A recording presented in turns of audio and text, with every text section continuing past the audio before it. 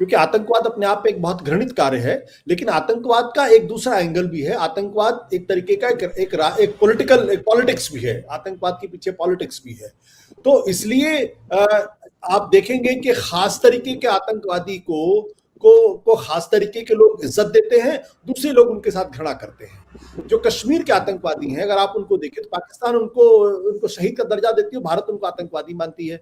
इसी तरीके से लिट्टे, जिनको श्रीलंका के अंदर सिंगला समाज जो है वो उनको आतंकवादी की श्रेणी में रखती है, लेकिन तमिल जो मूल के लोग हैं वो उनको शहीद की का दर्जा देते हैं, फ्रीडम फाइटर का दर्जा देते हैं।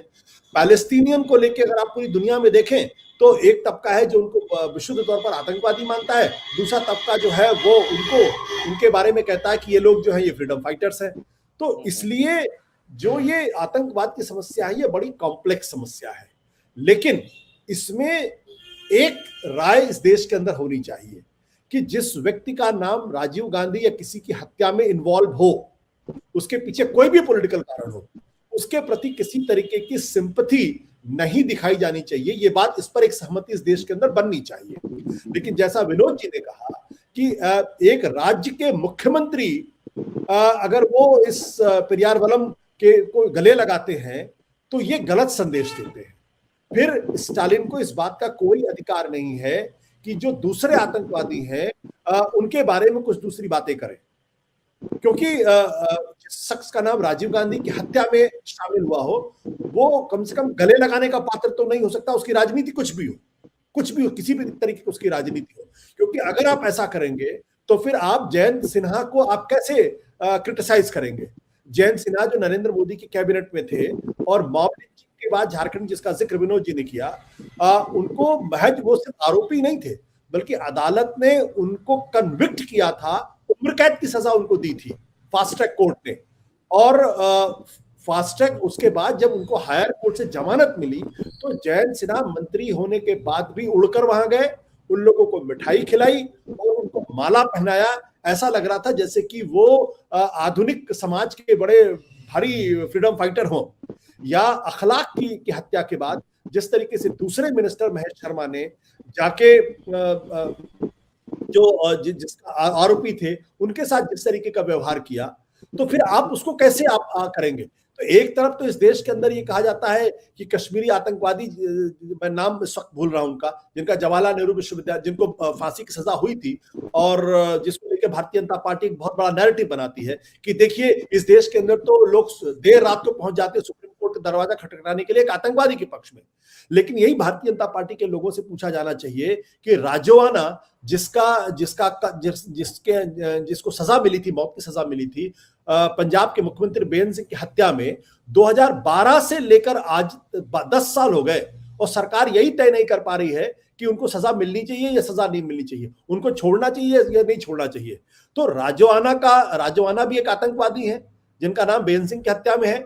लेकिन जो शिरोमणि अकाली दल है पंजाब की, वो शिरोमणि अकाली दल लगातार उनके पक्ष में खड़ी रहती है।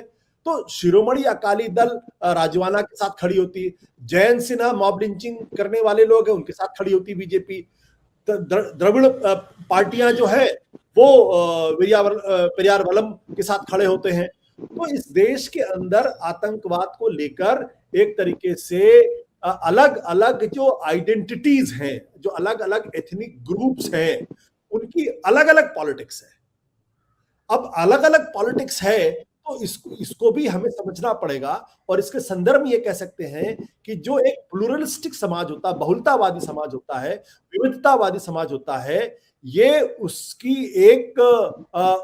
कॉम्प्लेक्सिटी का एक हिस्सा है कि जहां और इसको समझना भी पड़ेगा और इसको समझने के लिए आपको बहुत ही फाइन ट्यून्ड एपरेटस भी करने पड़ेंगे। आप स्टालिन को भी सीधे तौर पर आप गाली नहीं दे सकते हैं, आप सीधे तौर पर शिरोमणि अकाली दल को भी गाली नहीं दे सकते हैं, सीधे तौर पर आप जयंत सिन्हा को भी गाली नहीं दे सकते हैं। तो फिर कश्मीर के जो आतंकवादी है केवल कश्मीरियों को ही गाली दे सकते हैं। आप शायद अफजल गुरु को रेफर कर रहे थे ना अभी। तो अफजल गुरु को ही आप क्यों सिंगल आउट करते हैं? तो अगर अफजल गुरु आतंकवादी है तो पेरियार वलन भी आतंकवादी है, वो जो मॉब लिंचिंग वो भी आतंकवादी है, राजवाना भी आतंकवादी है।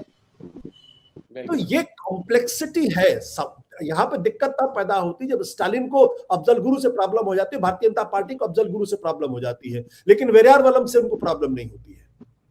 तो ये डबल स्टैंडर्ड्स हमारी राजनीति में बहुत बहुत रैंपेंट है, जगह जगह देखे जाते हैं। तो इसलिए मुझे लगता है कि एक सहमति बननी चाहिए।